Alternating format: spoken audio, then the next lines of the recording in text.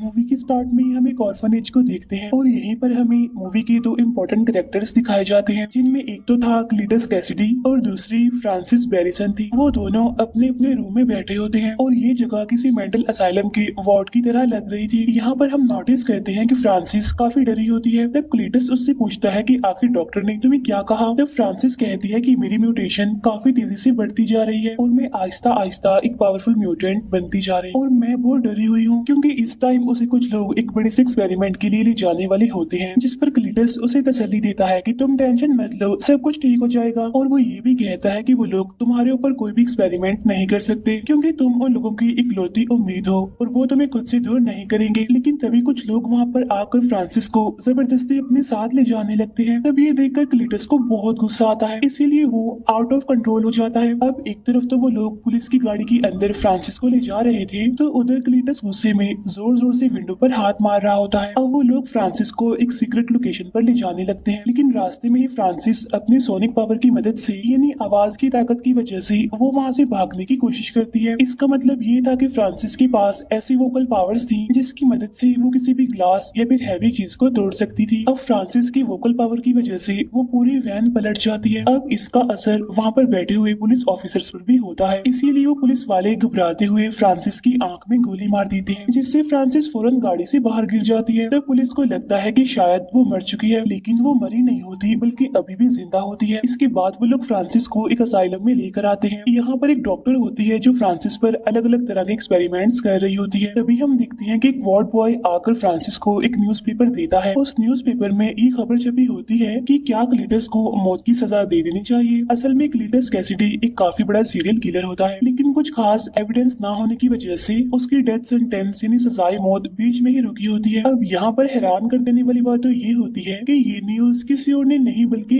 AD ने छपवाई होती है। और यहाँ पर डॉक्टर फ्रांसिस को कहती है कि क्लीटस जैसे लोगों को तो मौत की सजा जरूर होनी चाहिए। फिर नेक्स्ट सीन में हम डिटेक्टिव को देखते हैं जो कि एडी के साथ बात कर रहा होता है। यहाँ पर एडी डिटेक्टिव को कहता है कि मेरा क्लीटस से कोई भी लेना देना नहीं है, जिस पर वो डिटेक्टिव कहता है कि वो तो सिर्फ और सिर्फ तुमसे ही बात करना चाहता है। तब ये सुनकर एडी पूछता है कि मुझ में ऐसी क्या खास बात है जो वो मुझसे ही बात करना चाहता है। तब डिटेक्टिव कहता है कि जरूर कोई डेड बॉडी से रिलेटेड बातें होंगी जो वो तुमसे शेयर करना चाहता है, जाके एक बार उससे बात तो जरूर करनी चाहिए तुम्हें। अब यहाँ पर हम देखते हैं कि एडी की बॉडी से वेनम बाहर आकर उस डिटेक्टिव को खाने ही वाला होता है, लेकिन तभी एडी वेनम को रोक लेता है। इसके बाद वो दोनों यानी एडी और वेनम वॉशरूम में चले जाते हैं, जहाँ अंदर जाकर ये दोनों बातें करने लगते हैं। तभी वहाँ बैठी एक लेडी और डिटेक्टिव इनकी बातें सुन रहे थे। इन बातों में वेनम एडी को कहता है कि हमें सिटी के अंदर जाकर सिटी को प्रोटेक्ट करना चाहिए और यहाँ पर हम लोग बैठकर सिर्फ और सिर्फ बातें कर रहे हैं। अब यहाँ पर अगर देखा जाए तो वेनम एडी की इंसल्ट कर रहा होता है और साथ साथ उसे चिढ़ाता भी है, जिस पर एडी उसे कहता है कि वेनम तुम्हें मेरी रिस्पेक्ट करनी चाहिए, मैं तुम्हारा होस्ट हूँ, तो कम से कम इस बात की तो इज्जत रख लो। इसके फौरन बाद एडी यानी वेनम क्लीटस से मिलने के लिए एग्री हो जाता है। इसके बाद एडी क्लीटस से मिलने के लिए एक जेल में आता है। अब यहाँ पर उन दोनों के बीच बातें होने लगती है। यहाँ पर एडी क्लीटस से पूछता है कि आखिर तुम्हें मुझसे क्या चाहिए, तुमने मुझे यहाँ पर क्यों बुलवाया है। तब क्लीटस कहता है कि तुम्हें मेरे फैंस के लिए एक न्यूज को प्रिंट करना होगा और इसके बदले में मैं तुम्हें एक एक्सक्लूसिव इंटरव्यू दूंगा और इस इंटरव्यू में मैं तुम्हें अपने सारे सीक्रेट्स बता दूंगा कि आखिर मैंने जितने भी मर्डर्स किए हैं उनके पीछे क्या राज है और वो डेड बॉडीज कहाँ पर हैं। तब एडी उससे पूछता है कि आखिर इस पूरे काम के लिए तुमने मुझे ही क्यों चुना। तब जवाब में क्लीटस उससे कहता है बिकॉज आई लाइक यू। अब यहाँ पर क्लीटस एडी को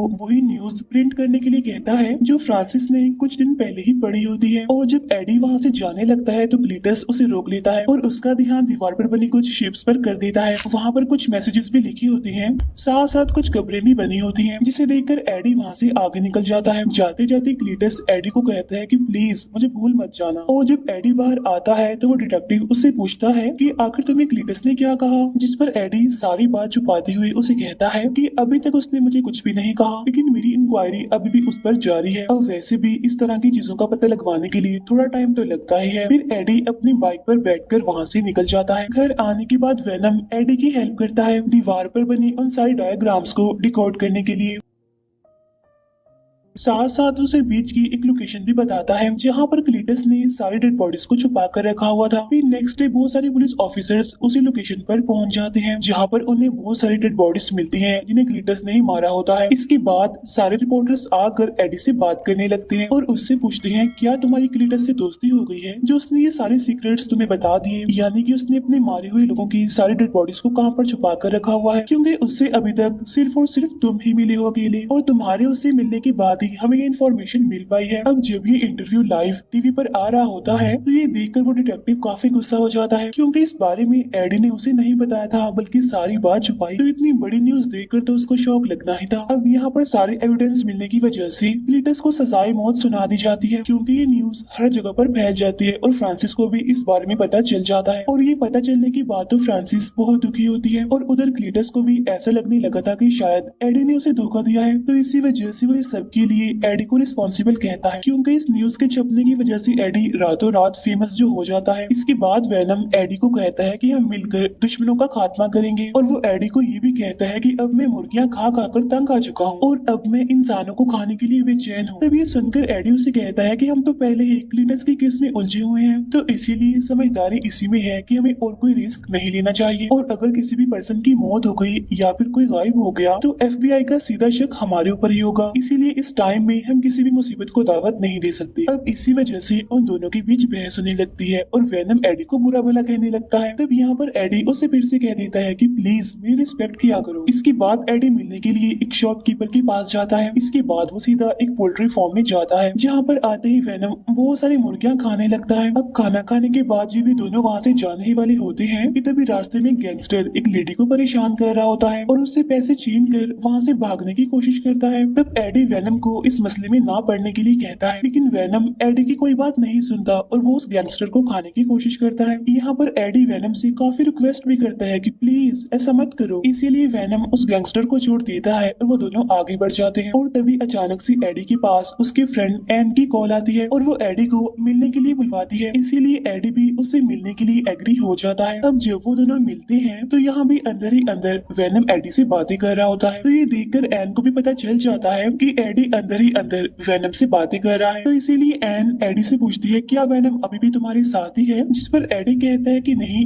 वेनम तो मर चुका है। तभी एन एडी को बताती है कि मेरी एंगेजमेंट हो गई है। तभी देखकर एडी थोड़ा सा इमोशनल हो जाता है और तभी एन एडी से कहती है हे वेनम कैसे हो, और मैं जानती हूँ कि तुम इस टाइम भी एडी के अंदर ही हो तो इसीलिए प्लीज एडी का ख्याल रखना। तभी सुनकर एडी काफी हैरान हो जाता है और अपनी बाइक पर बैठकर अपने घर के लिए जाने लगता है जहाँ पर वेनम एडी को समझाता है कि तुम इन छोटी छोटी बातों पर दुखी नहीं होना चाहिए क्योंकि हम तो बड़े कामों के लिए बने हैं ना। तब एडी उसे कहता है कि तुम्हें किसी से प्यार नहीं हुआ ना, इसीलिए तुम मेरी फीलिंग्स को नहीं समझ सकते। फिर नेक्स्ट डे हम देखते हैं कि वेनम खुद ही अपने लिए खाना बना रहा होता है और यहाँ पर वेनम एडी को एक स्ट्रॉन्ग सा ब्रेकफास्ट लेने के लिए कहता है क्योंकि जब तक एडी नहीं खाएगा तब तक वेनम को भी कुछ नहीं मिलेगा। और तभी हम यहाँ पर देखते हैं कि उनके पास एक लेटर आया होता है और ये लेटर क्लीटस का होता है जिसमें क्लीटस एडी को कह रहा होता है कि तुम्हारी वजह से मुझे मौत की सजा हो रही है। साथ ही साथ क्लीटस उसमें अपने पुराने बुरे कामों में लिखकर बता रहा होता है कि अगर मैं पैदा ही ना होता तो मेरी ग्रैंड मदर को कौन मारता, साथ साथ मेरी मदर को बाथ टब में डिबोकर कौन मारता। इसका मतलब ये था कि क्लीटस ने अपनी फैमिली तक को नहीं छोड़ा था। तब क्लीटस ने उसमें ये भी लिखा होता है कि सब कुछ होने के बाद मेरे फादर ने मुझे एक ऑर्फनेज में भेज दिया और वहाँ के बच्चे भी मुझे मारा करते थे, लेकिन फिर मैं वहाँ पर फ्रांसिस से मिला जो कि एक म्यूटेंट थी जिसके पास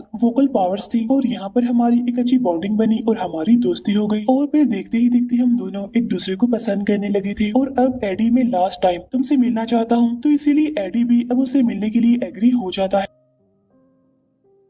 इसके बाद में हम देखते हैं कि एडी उससे मिलने के लिए जेल में जाता है जहाँ पर क्लीटस एडी को बताता है कि मैं हमेशा से ही एक फैमिली के लिए तरसता रहा, जिस पर एडी कहता है कि हाँ अपनी ग्रैंड मदर और अपनी माँ को मारने की बात ऐसा तो होना ही था। यहाँ पर क्लीटस उससे कहता है कि अगर मुझे मौत की सजा हो गई तो मेरी मौत की रिस्पॉन्सिबल कोई और नहीं बल्कि तुम होगी। साथ साथ वो एडी को ये भी कहता है कि एडी तुम इंसानियत पर एक धब्बा हो। असल में ये क्लीटस की एक चाल होती है क्योंकि वो एडी को गुस्सा दिलाने की कोशिश कर रहा था और यही वजह होती है कि वेनम को भी उस पर गुस्सा आने लगता है, इसीलिए वो एडी के पेट से निकलकर क्लीटस को मारने लगता है। लेकिन अब क्योंकि क्लीटस काफी चालाक होता है, इसीलिए वो उसके हाथ को पकड़कर उस पर बाइट कर लेता है। लेकिन तभी वहाँ पर गार्ड आकर उनकी लड़ाई छुड़वा देता है। इसके बाद जब एडी वहाँ से जाने लगता है तो क्लीटस उससे कहता है कि खून का टेस्ट मैंने पहले भी किया है, लेकिन तुम्हारा खून तो बिल्कुल अलग है। अब तभी हम देखते हैं कि जब क्लीटस ने एडी को काटा था तो उसके सिम्बियोट का थोड़ा सा पार्ट क्लीटस के अंदर ही रह जाता है। इसके बाद हम देखते हैं कि जब एडी अपने घर पहुंच जाता है तो वेनम उससे माफी मांगता है कि मुझे ऐसा नहीं करना चाहिए था, जहाँ पर एडी उसे समझाता है कि तुम्हारा खुद पर कंट्रोल होना चाहिए और अगर तुमने क्लीटस को मार दिया होता तो उसकी मौत का सीधा इल्जाम मेरे ऊपर ही आता, जिसकी वजह से बहुत बड़ा मसला बन सकता था। अब यहाँ पर उन दोनों के बीच एक बार फिर से बहस हो जाती है और वो दोनों एक दूसरे को बुरा भला कहने लगते हैं। एक बोलता है कि मैं तुम्हें झेल रहा हूँ तो दूसरा बोलता है कि मैं तुम्हें बियर कर रहा हूँ। तब यहाँ पर वेनम एडी को कहता है कि तुम एक लूजर थे, मैंने आकर तुम्हें बचाया, तुम एक नई पहचान दी और जब से क्लीटस का केस तुम्हारे पास आया है तुम तो फेमस हो गई हो। तब ये सुनकर एडी को काफी गुस्सा आ जाता है और वो वेनम को वहाँ से जाने के लिए कहता है। इसी वजह से वेनम को भी काफी गुस्सा आ जाता है और वो घर में तबाही मचा देता है। अब फाइनली यहाँ पर वेनम एडी की बॉडी को छोड़कर वहाँ से निकल जाता है। वहाँ से जाते जाते वो एडी की बाइक को भी तोड़ देता है। नेक्स्ट सीन में हम क्लीटस को देखते हैं जिसे डेथ सेंटेंस यानी सजाए मौत सुना दी गई थी और जब वो लोग उसे इंजेक्शन लगाकर मारने ही वाले होते हैं, लेकिन तभी उस इंजेक्शन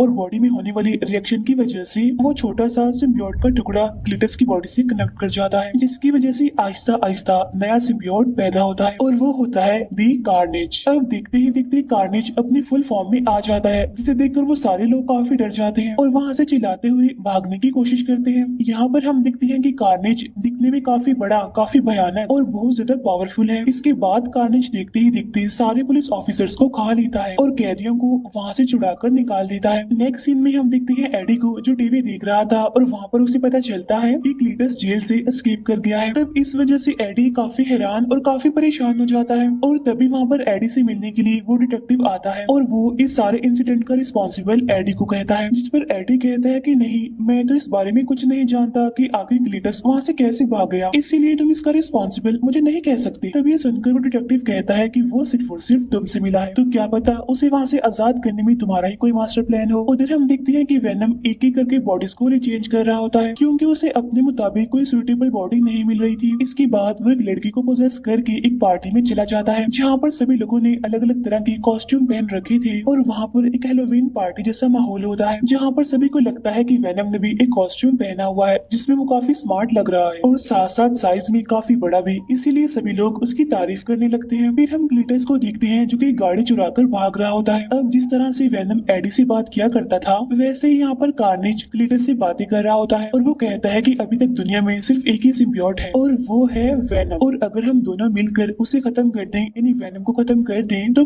पूरी दुनिया पर हमारा ही राज होगा। जिस पर क्लीटस कहता है कि सबसे पहले मुझे अपनी पार्टनर यानी फ्रांसिस को आजाद करवाना है क्योंकि मैं उससे बहुत प्यार करता हूँ और वो मेरे साथ होनी चाहिए। तभी ये सुनकर कार्नेज भी उसकी बात पर एग्री करता है। उधर पार्टी में वेनम काफी एंजॉय कर रहा होता है, डांस कर रहा होता है और इवन वो कंपटीशन भी जीत जाता है। वहाँ पर वेनम एक स्पीच भी देता है लेकिन वो एडी को काफी मिस कर रहा होता है। फिर एडी उसी ऑर्फनेज में पहुँचता है जहाँ पर क्लीटस रहा करता था, जहाँ उसे दीवार पर CK+FB लिखा हुआ दिखाई देता है। तब एडी डिटेक्टिव को कॉल करके उसे इस बारे में इन्फॉर्म करता है कि मैं उस ऑर्फनेज में हूँ जहाँ पर क्लीटस रहा करता था। तब यहाँ पर डिटेक्टिव उससे पूछता है कि आखिर FB का मतलब क्या है। तब एडी उसे बताता है कि FB का मतलब फ्रांसिस बैरिसन है। तब ये सुनकर वो डिटेक्टिव कहता है कि हमारे कुछ लोग फ्रांसिस को एक बड़े एक्सपेरिमेंट के लिए ले जा रहे हैं। यहाँ पर वो डिटेक्टिव उस इंसिडेंट की बात कर रहा होता है जो पुलिस ऑफिसर ने फ्रांसिस पर गोली चलाई थी, लेकिन उस डिटेक्टिव को ये बात पता नहीं होती कि फ्रांसिस बैरिसन अभी जिंदा है।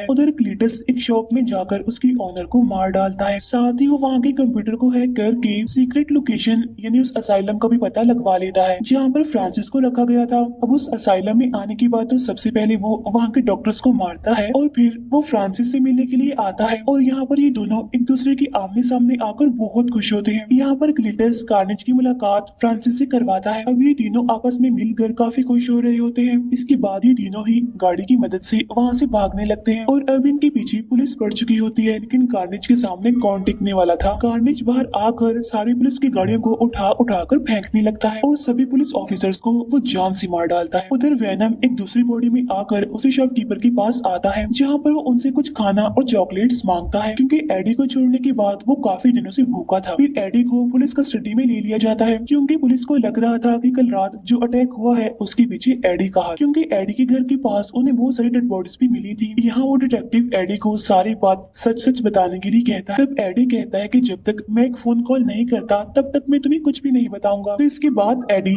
एन को कॉल करता है। तब उसकी बात सुनकर एन उस डॉक्टर के साथ बैठकर एडी से मिलने आ जाती है। तब उससे मिलने के बाद एडी एन से कहता है कि सिटी में जो भी हादसे हो रहे हैं उसके पीछे ग्लिटस का हाथ है, क्योंकि एक अननोन पावर जो सब पर अटैक कर रही है उसने एक नए सिम्बियोट को पैदा कर दिया है। एडी यहाँ पर ये भी बताता है कि अब मैं और वेनम एक साथ नहीं है, तो इसीलिए एन प्लीज तुम जाओ और वेनम को ढूंढो, क्योंकि एक वेनम ही है जो कार्नेज को हरा सकता है। अब क्योंकि एन जानती थी कि वो शॉपकीपर वेनम के बारे में जानती है, तो इसीलिए वो सीधा वहाँ पर जाती है और उनसे पूछती है क्या आपने वेनम को देखा है, कि वेनम तो उस शॉपकीपर की बॉडी के अंदर ही छुपा होता है। और वो एन को कहता है कि इस टाइम मैं एडी से बहुत नाराज हूँ। तब यहाँ पर एन वेनम से रिक्वेस्ट करती है कि एडी को तुम्हारी मदद की जरूरत है, जाओ और उसकी हेल्प करो। तब ये सुनने के बाद वेनम फाइनली एडी से मिलने के लिए एग्री हो जाता है। उधर क्लीटस और फ्रांसिस पूरे शहर में तबाही मचाते हुए घूम रहे होते हैं, जहाँ क्लीटस की बॉडी से निकलकर कार्नेज कहता है कि मेरा अगला शिकार वेनम है, यानी कि एडी। इसके बाद हम देखते हैं कि वेनम यानी कि एन एडी से मिलने आए होते हैं। इसके बाद ये तीनों किसी तरह करके वहाँ से भाग जाते हैं, जहाँ रास्ते में वेनम एडी को उससे माफी मांगने के लिए कहता है, तो इसीलिए यहाँ पर एडी फाइनली वेनम से माफी मांग लेता है। उधर वो डिटेक्टिव कहीं पर जा रहा होता है, लेकिन उसे रास्ते में क्लीटस मिल जाता है, इसीलिए वो गाड़ी से उतरकर सीधा क्लीटस पर शूट कर देता है। लेकिन तभी उसकी बॉडी से कार्नेज बाहर आकर उस डिटेक्टिव को पकड़ लेता है। इसके बाद जब फ्रांसिस एडी के घर पहुंचती है तो उसे वहाँ पर एन की रखी हुई रिंग मिलती है और तब वो उसे लेकर वहाँ से जाने लगती है। लेकिन वहाँ से जाने से पहले उसे एन की पिक्चर भी मिल जाती है, जिसकी मदद से वो सीधा आकर एन को पकड़ लेती है और फिर वो एन को कहती है कि हमारी शादी में जरूर आना। इसके बाद डॉक्टर एडी को कॉल करके कहता है कि यहाँ पर कुछ लोग आकर एन को ले जा चुके हैं। इसके बाद हम देखते हैं कि क्लीटस और फ्रांसिस दोनों शादी कर रहे होते हैं। अब यहाँ पर वो डिटेक्टिव भी होता है जिसे थोड़ी देर पहले इन्होंने प्रिजनर बनाया था। अब यहाँ एक तरफ तो उनकी शादी हो रही होती है, तो तभी वहाँ पर वेनम यानी एडी भी पहुंच जाता है। अब उसे वहाँ पर देखकर जैसे ही क्लीटस की बॉडी से कार्नेज निकलकर बाहर आता है तो उसे देखकर वेनम डर जाता है और वापिस से एडी की बॉडी के अंदर घुस जाता है। तब यहाँ पर एडी वेनम से पूछता है कि आखिर प्रॉब्लम क्या है, तुम बाहर क्यों नहीं आ रहे हो। तो वेनम उसे कहता है कि ये तो दी कार्नेज है, ये बहुत ज्यादा चालाक, तेज और पावरफुल होते हैं। तब एडी वेनम से कहता है कि बस तुम बाहर आ जाओ और बाहर आने के बाद तुम जैसे मर्जी खाओ, मैं तुम्हें अब नहीं रोकूंगा। तब ये सुनकर तो वेनम फुल स्पीड के साथ फौरन बाहर आ जाते हैं और अब यहाँ पर दो ग्रेट वॉरियर्स के बीच जबरदस्त फाइट छिड़ जाती है। दोनों ही आपस में एक दूसरे को हराने की कोशिश करते हैं, साथ साथ एक दूसरे पर हावी होने की भी काफी कोशिश कर रहे होते हैं। लेकिन यहाँ पर कार्नेज वेनम पर भारी पड़ रहा होता है, उसे उठा उठाकर फेंक रहा होता है। अब यहाँ दरमियान में कार्नेज और फ्रांसिस के बीच में बातें भी हो रही होती है, लेकिन अब क्योंकि फ्रांसिस के पास वोकल पावर होती है इसीलिए वो जोर जोर से चिल्ला रही होती है, जिसकी वजह से कार्नेज को कुछ प्रॉब्लम हो रही होती है, क्योंकि हम जानते हैं कि सिम्बियोट और एक्सट्रीम लेवल की हीट सोनिक पावर को बर्दाश्त नहीं कर पाती। तब इसी बात का फायदा उठाकर यहाँ पर डॉक्टर कार्नेज के ऊपर पेट्रोल डालने लगता है और साथ ही साथ वहाँ पर एक काफी बड़ा घंटा भी होता है जो कि बजने लगता है। अब घंटे की आवाज सुनकर दोनों ही सिम्बियोट्स अपने अपने होस्ट की बॉडी से बाहर आने लगते हैं, लेकिन जैसे ही वहाँ पर आवाज आना बंद होती है तो ये दोनों सिम्बियोट्स वापिस से अपने अपने होस्ट की बॉडी में आ जाते हैं। इसके बाद कार्नेज एन को लेकर सीधा एक बिल्डिंग की टॉप पर जाने लगता है, लेकिन अब तक वेनम की बॉडी पर काफी पत्थर गिर चुके होते हैं, इसीलिए वो वहाँ तक पहुँच नहीं पाता और यहीं पर वो एडी को कहता है कि इस बार हम ये जंग नहीं जीत सकेंगे क्योंकि कार्नेज मुझसे बहुत ज्यादा पावरफुल है। इसके बाद कार्नेज फ्रांसिस को भी पकड़ लेता है और उसे अपना मुंह बंद करने के लिए कहता है, क्योंकि उसकी सोनिक पावर कार्नेज को काफी परेशान कर रही थी। अब क्योंकि कार्नेज की पकड़ काफी तेज होती है इसीलिए फ्रांसिस का दम घुटने लगता है, इसीलिए वो वहीं पर गिर जाती है। तब ये देखकर क्लीटस को गुस्सा आ जाता है और वो कार्नेज को अपनी बॉडी से दूर हटने के लिए कहता है, लेकिन अब क्योंकि कार्नेज का पूरा कंट्रोल क्लीटस की बॉडी पर होता है इसीलिए वो उसे खुद से अलग नहीं होने देता। अब ये सारा सीन वेनम भी देख रहा होता है, इसीलिए वो एडी को कहता कहता है कि देखो कार्नेज का कंट्रोल क्लीटस की बॉडी पर नहीं है। तब ये सुनकर एडी कहता है कि हाँ, सिर्फ तुम और मैं ही एक परफेक्ट मैच है और भला हम दोनों के अलावा कोई और परफेक्ट मैच हो सकता है। जिसे सुनकर वेनम को और ज्यादा जोश आ जाता है जीतने का, इसीलिए वो कार्नेज को चैलेंज कर देता है। इसीलिए अब ये दोनों ही काफी ऊंचाई पर पहुंच जाते हैं। अब एक तरफ तो कार्नेज के हाथ में एन होती है तो दूसरी तरफ वेनम के हाथ में एक रॉड होता है जिसे वो सीधा कार्नेज के सर में घुसा देता है, जिसकी वजह से एन सीधा जमीन पर गिरने लगती है। लेकिन बिल्कुल ठीक टाइम पर आकर वेनम उसे बचा लेता है। लेकिन इतनी ही देर में कार्नेज भी वहाँ पर पहुंच जाता है और वो अपनी स्पाइक्स को उसके अंदर घुसा रहा होता है। अब यहाँ दोनों सिम्बियोट्स एक दूसरे से बातें कर रहे होते हैं और कह रहे होते हैं कि हम दोनों में से किसी एक को तो मरना ही है। और यहाँ पर वेनम कार्नेज को इस मूवी का बेस्ट डायलॉग भी मारता है, Venom let there be Carnage. लेकिन तब तक वहाँ पर फ्रांसिस भी जाग जाती है तो इसीलिए वेनम उसे सोनिक साउंड निकालने के लिए कहता है। लेकिन तभी कार्नेज वहाँ पर आकर उसे जोर से धक्का दे देता है और इसी वजह से नीचे गिरते वक्त फ्रांसिस वहाँ पर जोर से चिल्लाने लगती है। तो इसीलिए सोनिक पावर की वजह से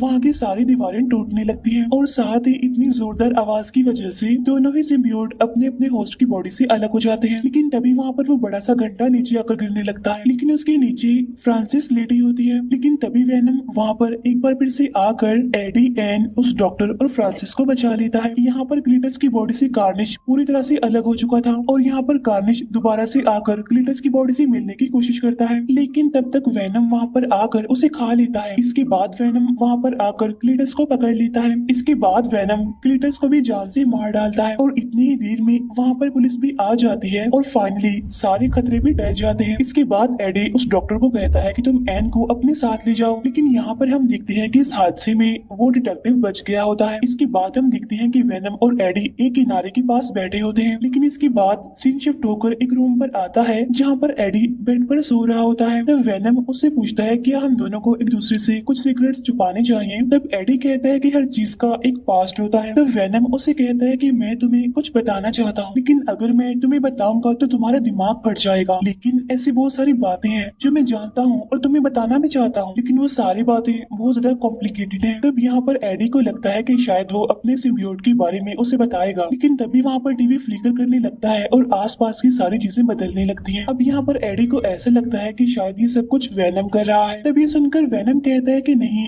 ये सारी चीजें मैं खुद नहीं कर रहा हूँ। लेकिन तभी हम देखते हैं कि सामने से एक गोल्डन कलर की लाइट चमकने लगती है। इसके बाद हम देखते हैं कि वेनम स्पाइडरमैन के यूनिवर्स में पहुंच गए हैं, यानी इसका मतलब ये है कि वेनम भी अब स्पाइडरमैन के यूनिवर्स का हिस्सा बन गए हैं। अब इसी सस्पेंस के साथ ये मूवी यहीं पर एंड हो जाती है।